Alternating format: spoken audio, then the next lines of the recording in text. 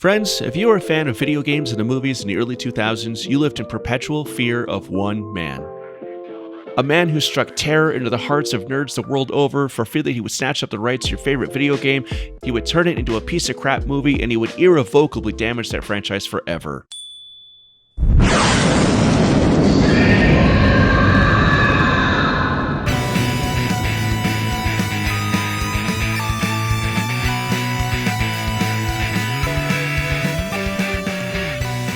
Welcome aboard Space Castle. Our continuing mission is to search the universe for all things nerdy. My name is DT, and I'll be your captain for the strange and bizarre story of a German-born filmmaker who started out making low-budget independent horror movies and even got some award nominations for his work. Everything was going great until he acquired the rights to direct an adaptation of the Sega shoot-'em-up series, House of the Dead. What transpired for years after this is a bizarre and confounding odyssey and the curious case of Uwe Boll.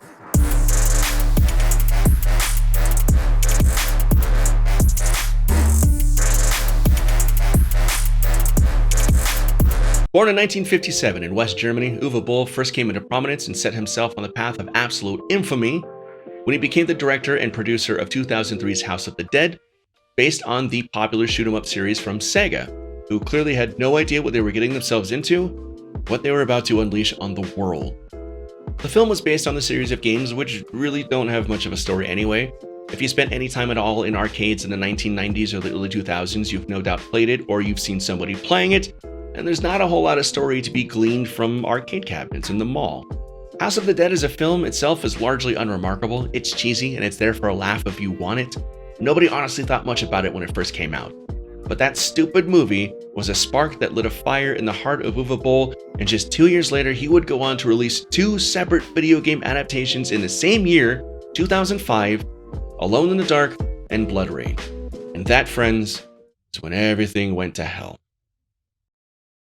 Now, I don't know if Alone in the Dark being unanimously called one of the worst movies of all time broke something in Uwe Boll, or if that something was already broken inside him.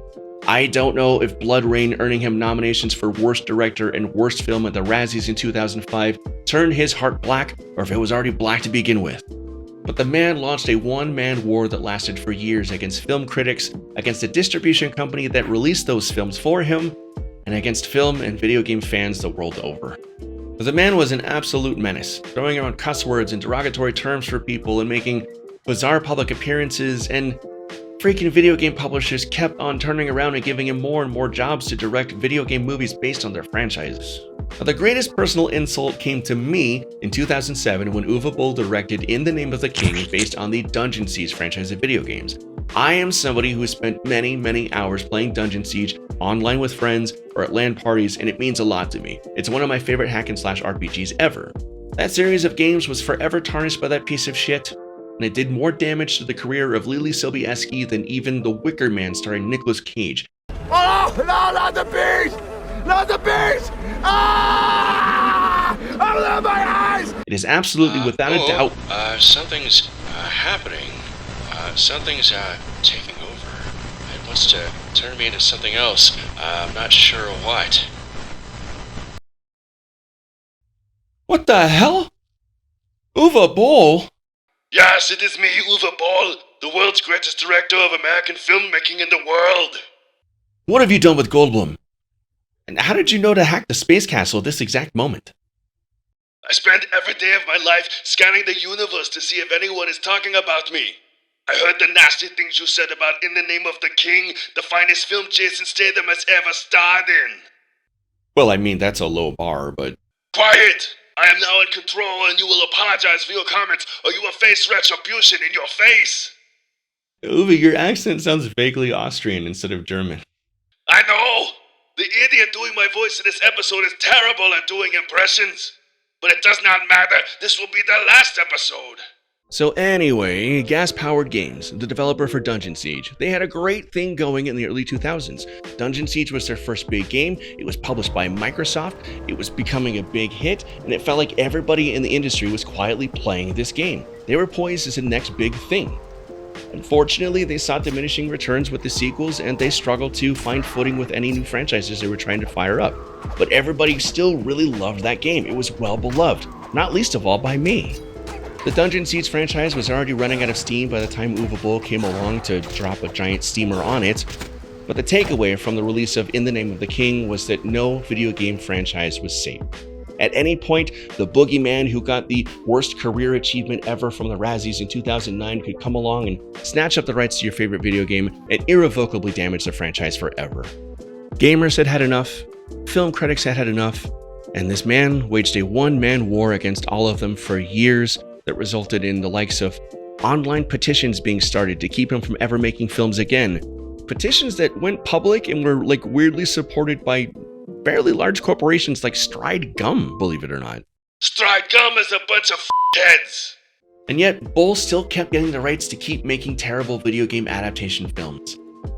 Maybe the publishers of these games felt that there was no such thing as bad publicity. Maybe there was some sort of awesome tax write-off for everybody involved. Boll himself has actually speculated that his films have done poorly due in part to the video game companies themselves for just signing away the rights to their properties and not offering anything in the way of guidance or marketing support upon their release. Personally, I take that as an honest admission that his films are actually crap. How dare! I create masterpieces that are important to the history of film. You are going to pay!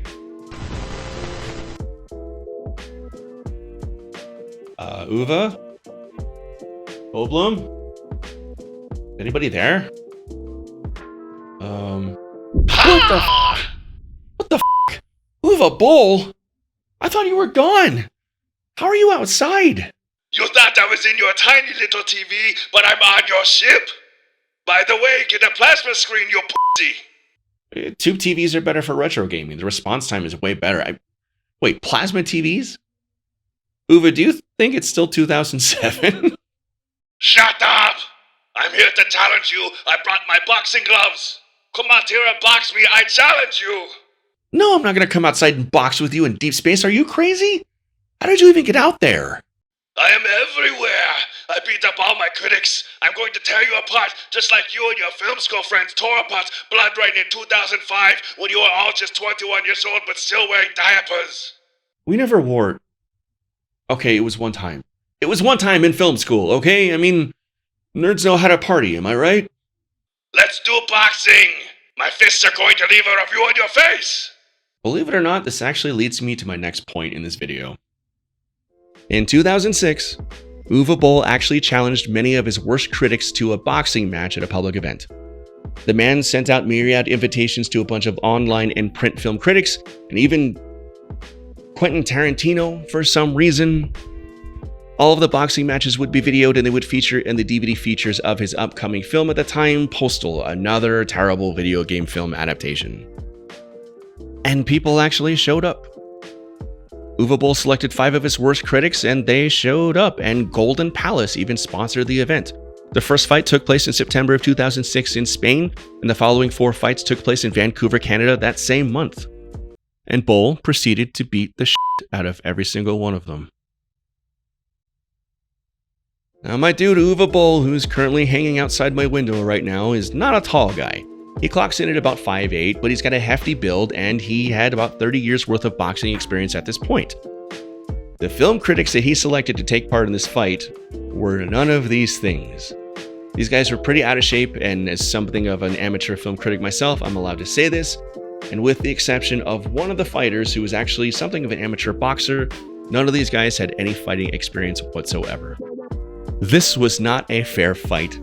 It was designed to not be a fair fight. Now here's some actual footage of the event from goldenpalace.com.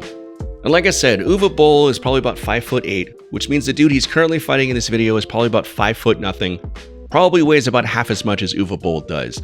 These guys took a pounding. Some of these guys were so exhausted to the point where they were getting sick in the streets outside the venue. Here's the real kicker here. After the event, Uwe Boll actually invited several of these critics out, one of them to his own personal house, and he then proceeded to grill them on why they'd written such terrible things about his movies. This is where things start to get a little bit sad.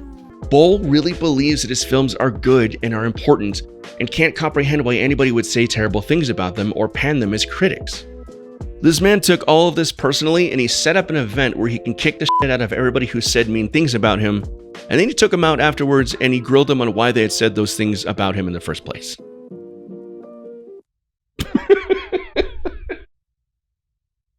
The dude is an enigma. If all of his antics were just PR stunts to promote his films and he was actually a good-natured person, just not taking himself seriously, that would be one thing. But all of this clearly stems from some deep-seated insecurities and just this inability to process anything that isn't direct praise. If this was just a fun-loving guy who actually genuinely seems to love movies and know a lot about them, if he was just out to make his own schlocky movies for fun because he could, then some of those movies might almost be considered cult classics at this point. But unfortunately, there's just no goodwill or good intentions to be found there. The man just demands ire and disrespect and dislike from everyone around him. Anyway, Uwe Boll did say that he liked and respected the critics after that boxing event. He said they showed guts and he respected the fact that they showed up to get their ass beat by a guy who made sure it wasn't a fair fight to begin with. Prior to the boxing event, Boll actually got the chance for a fair fight, believe it or not. Seanbaby, who was a prominent online comic and writer at the time, one of my personal favorites actually, challenged Boll to spar with him on G4's Attack of the Show. Seanbaby was super interested in taking him on and was actually an avid participant in multiple mixed martial arts styles at the time. Boll caught wind of the challenge and demanded to know Seanbaby's height, weight, and his fighting experience. Now Seanbaby hovers around 6 feet and he strikes an imposing figure. Uwe Boll got a look at him and he noped the f*** out real quick. After 7 more years of nonsense, including pissing off the likes of Eli Roth, George Clooney, and Michael Bay, and somehow making 23 more movies in that time frame, Uwe Boll eventually noped the f*** out of making movies too, mercifully. In 2015, Uwe Boll released a now infamous YouTube video wherein he called out the entire world for not participating in a Kickstarter campaign to get the second sequel to his 2009 film Rampage funded. Uwe Boll felt that the film was incredibly important and needed to be made, and the entire world had done both him and ourselves a disservice by not donating to the cause. Boll continued to rant in the video and tell the entire world that he has enough money to play golf for the rest of his life, and he personally doesn't need to make the movie, but it was very important to be made because everybody needs to see it. And I guess he must have set aside some of that golf money and skipped a few rounds because the film eventually came out in 2016. Not enough critics actually saw it for it to register a critic score on Rotten Tomatoes, and it currently sits at 19% for a viewer score. And that was the end of Uwe Boll's prolific filmmaking career, and he went on to become a very successful... Hang on, this is gonna fucking blow your mind, so I'm gonna give you a brief interlude so you can prepare mentally.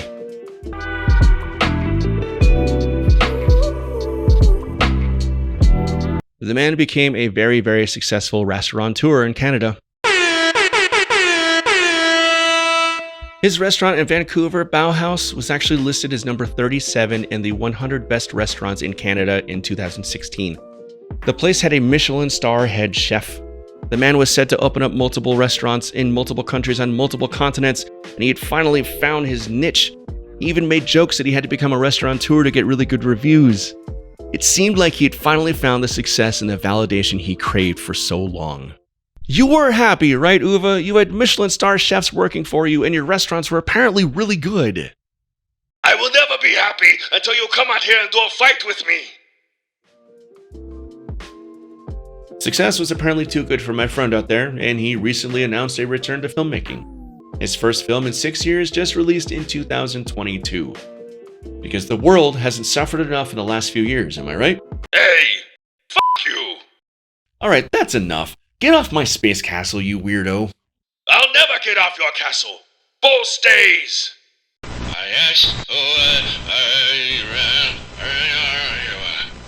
Goldblum? Is that you? Mommy's very angry. Hang on, this is going to be bad.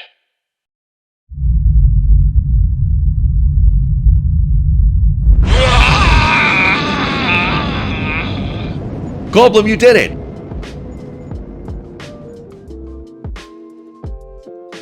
I guess I did. I overrode his hack, and then I overloaded the engines to shake him off. You won't be able to play Xbox or flush the toilet for a few days, but worth it, I think. You bet, buddy, and way to go. And perfect timing too, because I think that's going to do it for this episode of Space Castle. Our continuing mission is to search the universe for all things nerdy, and also apparently to leave crazed European filmmakers to drift in space forever. Don't worry, he'll be back. Thanks so much for watching, and a huge thank you to the Galactonaut crew for subscribing to the show on Patreon.